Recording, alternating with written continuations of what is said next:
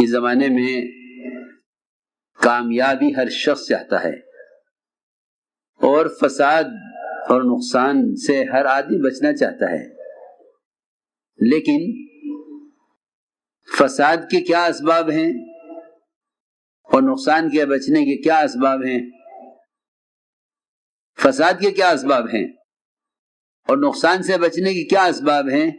ان اسباب کو نہیں جانتا، بلکہ اس فساد کے بڑھنے کا اور کسی کو کوئی علاج نظر نہ آنے کا جو سب سے بنیادی سبب ہے مسلمان ان تمام فسادات اور حالات، بیماریاں اور پریشانیاں، مقدمات اور جھگڑے، ان سب کے اسباب اپنے سے باہر تلاش کر رہا ہے۔ ان کے اسباب اپنے سے باہر تلاش کر رہا ہے۔ جو لوگ جس زمانے میں بھی حالات کے بگاڑ کے اسباب اپنی ذات سے باہر تلاش کریں گے، ان کو کبھی بھی کامیابی کا راستہ نہیں ملے گا، اس لیے کہ کائنات میں سمندر سے لے کر خشکی تک اور آبادیوں سے لے کے جنگلوں تک، شہروں سے لے کے دیہاتوں تک جتنا بھی فساد ہے، اس فساد کا باہر کے انسان کے باہر کے نظام سے کوئی تعلق نہیں ہے۔ اس سارے فساد کا تعلق مسلمان کے اپنے بدن سے نکلنے والے اعمال سے ہے۔ عمل تو پھر دور کی چیز ہے، بلکہ اللہ رب العزت نے مسلمان کو اصل کائنات بنایا ہے۔ اصل کائنات مسلمان کو بنایا ہے۔ اصل کائنات مسلمان کو بنایا ہے۔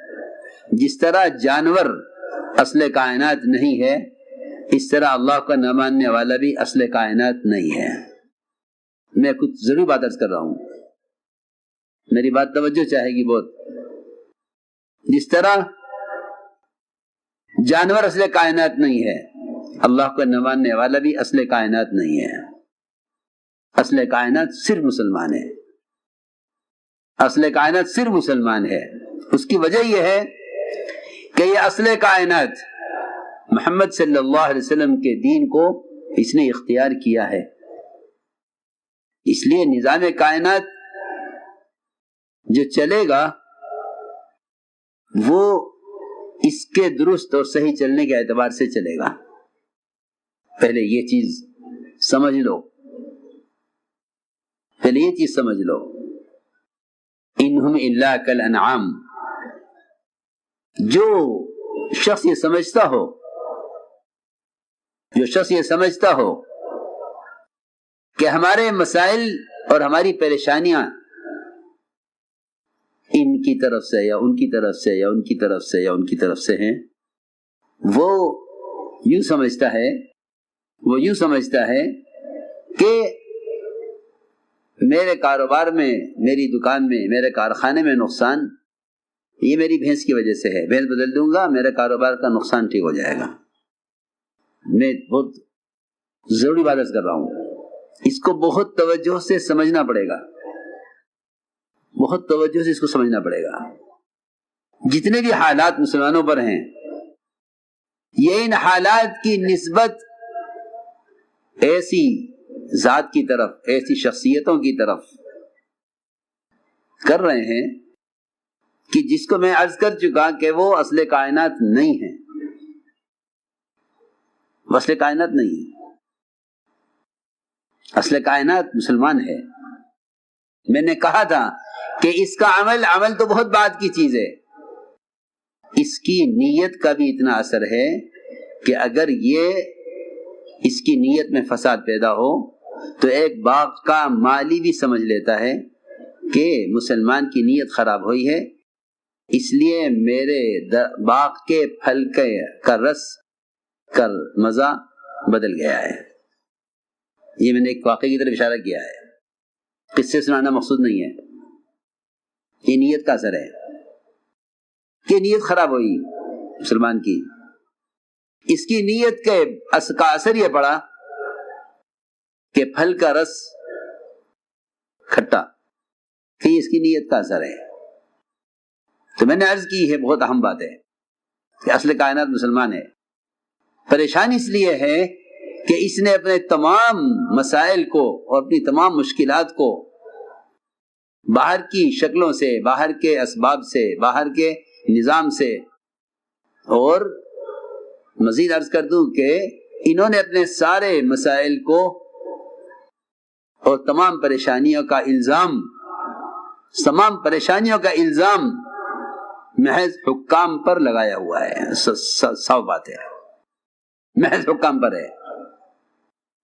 حالانکہ میں عرض کر چکا ہوں کہ انعام سے ان کے مسائل کا کوئی تعلق نہیں ہے، انعام سے ان کے مسائل کا کوئی تعلق نہیں ہے، بلکہ جس طرح مسلمان کے صحیح چلنے سے، اس کے اچھے کردار سے، اس کے نیک اعمال سے، اس کی دعاؤں سے، اس کے علم کے لیے قدم اٹھانے سے، جس طرح ساری دنیا کی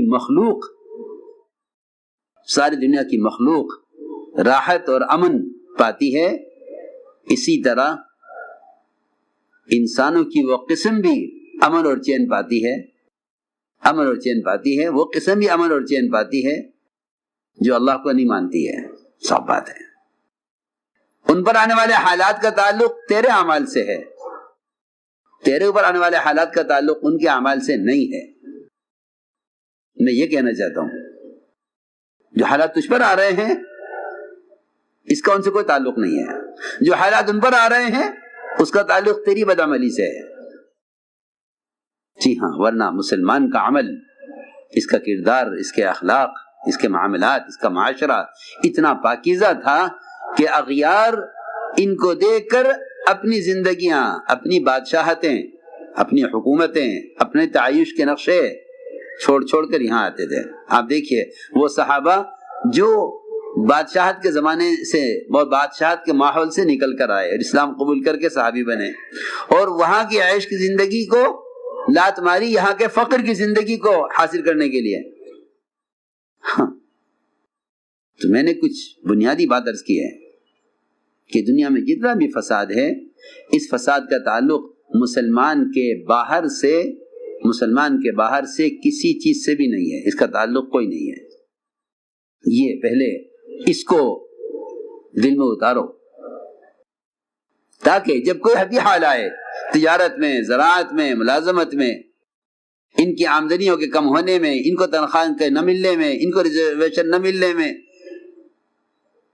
یہ یوں نہ کہیں کہ یہ حالات مسلمان کے لیے، مسلمان کے ساتھ ہیں صرف، بلکہ یہ یوں کہیں کہ ان سارے حالات کا تعلق ہماری بدعملی سے ہے، ان سارے حالات کا تعلق ہماری بدعملی سے ہے۔